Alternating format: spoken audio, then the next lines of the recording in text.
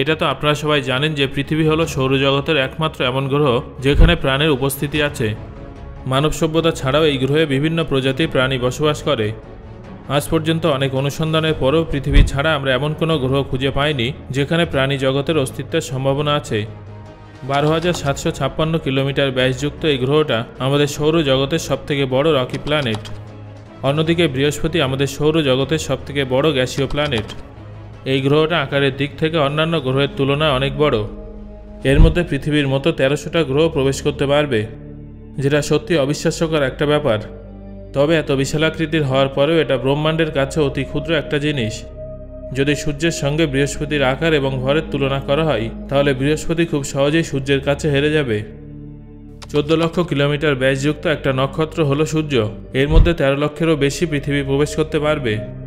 শুধু তাই নয়, সম্পূর্ণ সৌরজগৎ, যার মধ্যে 8টা গ্রহ এবং একাধিক উপগ্রহ ও কোটি কোটি ছোট বড় গ্রহাণু আছে, সবাই এর ভরের কাছে নগণ্য। অর্থাৎ সম্পূর্ণ সৌরজগতের 99.86% ভর সূর্যের মধ্যে অন্তর্ভুক্ত আছে।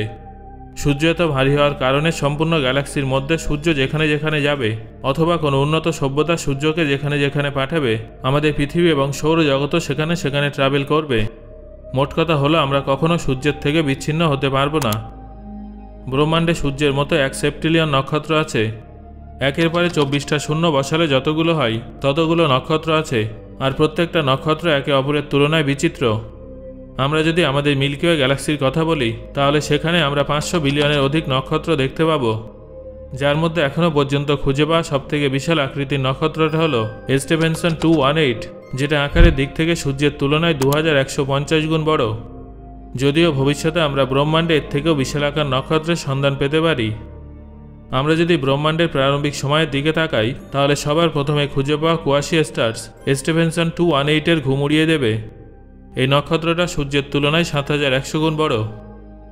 আপনারা যদি কোয়াসি স্টার্সের কথা শুনে অবাক হয়ে যান তাহলে দাঁড়ান। বিজ্ঞানীদের মতে এই কোয়াসি স্টার্সের জন্যই ব্রহ্মাণ্ডে ব্ল্যাক হোলের জন্ম হয়, যার আকার ধীরে ধীরে এতটাই বড় হয়ে যায় যে সবাই বিস্মিত হয়ে যায়।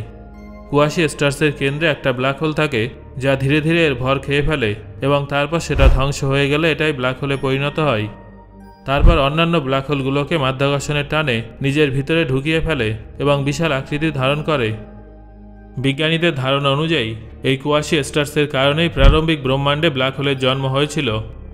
পরবর্তী সময়ে এই ব্ল্যাক হোলগুলো এতটাই বড় হয়ে যায় যে এখন বেশিরভাগ গ্যালাক্সির কেন্দ্রে আমরা এদের দেখতে পাই।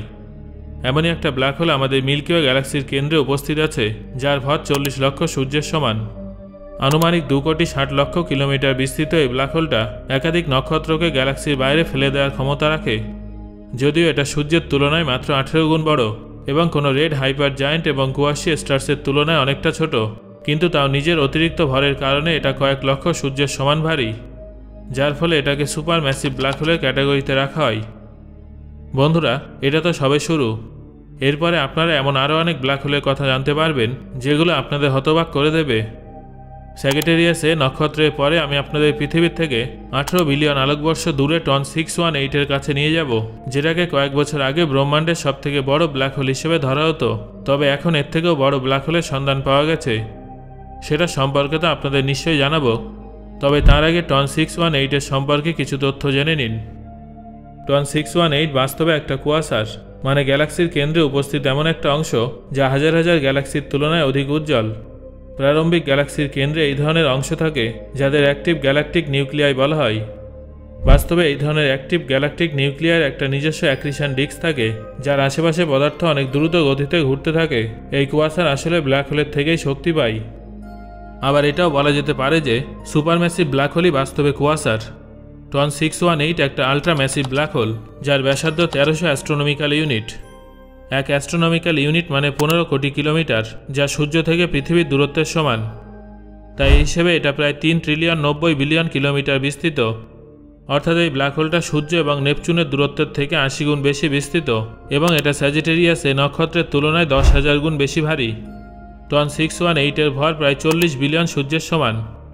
আনুমানিক 11টা সৌরজগতের সমান বড় টন 618-কে আলোর গতিবেগে অতিক্রম করতে 14 দিন সময় লাগে। এই সব কিছু শোনার পর আপনারা নিশ্চয়ই বুঝতে পারছেন যে এই ব্ল্যাক হোলটা কতটা বড়। বন্ধুরা, তবে এবার আমি আপনাদের যে ব্ল্যাক হোলটা সম্পর্কে জানাবো তার সামনে টন 618 সহজেই হেরে যাবে। পৃথিবী থেকে 8.61 বিলিয়ন আলোকবর্ষ দূরে অবস্থিত ফনিক্স ক্লাস্টার হলো একটা বিশাল বড় গ্যালাক্সি গ্রুপ। বর্তমানে এই গ্রুপে মাত্র 42টা গ্যালাক্সি খুঁজে পাওয়া গেছে, যদিও ভবিষ্যতে এই তালিকায় আরও অনেক গ্যালাক্সি যুক্ত হতে পারে।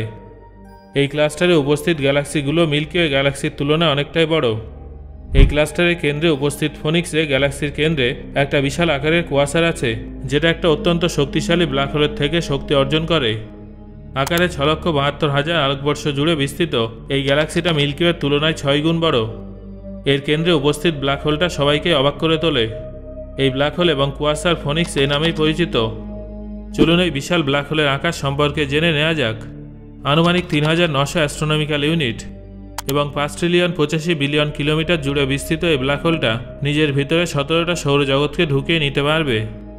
টন 618-এর তুলনায় 1.5 গুণ বেশি বিস্তৃত এই ব্ল্যাক হোলটা বিজ্ঞানীদের অবাক করে তোলে, কারণ ব্রহ্মাণ্ডের নিয়ম অনুযায়ী এত বড় ব্ল্যাক হোলের অস্তিত্ব প্রায় অসম্ভব।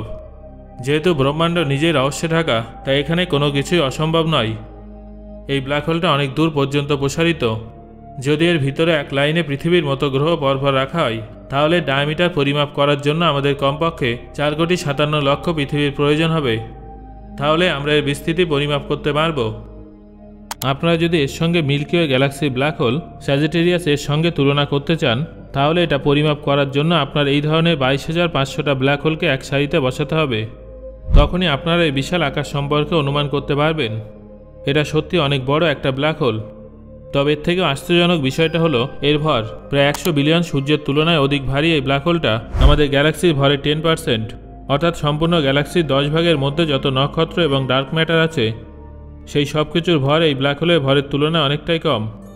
অন্যদিকে যদি মিল্কি ওয়ে গ্যালাক্সির আরেক প্রতিবেশী গ্যালাক্সি ট্রায়াঙ্গুলামের কথা বলা হয়, তাহলে এই ব্ল্যাক হোলটা যেটা আকারে মাত্র 0.062 আলোকবর্ষ বিস্তৃত, সেটা 61,000 আলোকবর্ষ জুড়ে বিস্তৃত ট্রায়াঙ্গুলাম গ্যালাক্সির তুলনায় দ্বিগুণ ভারী। ভাবুন তো, একটা ব্ল্যাক হোল গ্যালাক্সির থেকেও কত বেশি ভারী। কি অদ্ভুত, তাই না? আপনি যদি কোনো মহাকাশযানের মাধ্যমে লাইটের স্পিডে এটা পার করেন, তাহলে আপনার এটা পার করতে প্রায় 1 মাস সময় লাগতে পারে। তবে ফনিক্স এর মতো কুয়াশারা অনেক সময় একসঙ্গে যুক্ত হয়ে একটা গ্রুপ তৈরি করে, যাকে বলা হয় লার্জ কুয়াশার গ্রুপ। এই গ্রুপে একাধিক কুয়াশার গ্র্যাভিটির কারণে একে অপরের সঙ্গে যুক্ত থাকে। এই ধরনের একটা কুয়াশার গ্রুপ হিউজ লার্জ কুয়াশার গ্রুপ নামে পরিচিত। এই কুয়াশার গ্রুপে 73টা কুয়াশারকে একসঙ্গে দেখা যায়। এই গ্রুপটা 4 বিলিয়ন আলোকবর্ষ বিস্তৃত।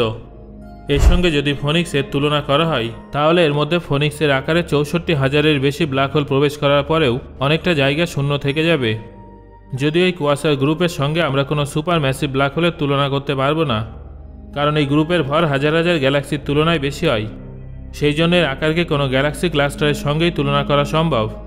পৃথিবী থেকে 9 বিলিয়ন আলোকবর্ষ দূরে উপস্থিত এই কুয়াশার গ্রুপের ভর আমাদের মিল্কি ওয়ে গ্যালাক্সির তুলনায় 40 লক্ষ গুণ বেশি এবং আকার 30,000 গুণ বেশি। তাহলে ভাবুন তো, কোথায় মিল্কি ওয়ে গ্যালাক্সি এবং কোথায় এই বিশাল আকার কুয়াশার গ্রুপ? অবজারভেবল ইউনিভার্সের সঙ্গে তুলনা করলে আকারের দিক থেকে এটা সম্পূর্ণ ব্রহ্মাণ্ডের 4.5% জায়গা ঘিরে আছে।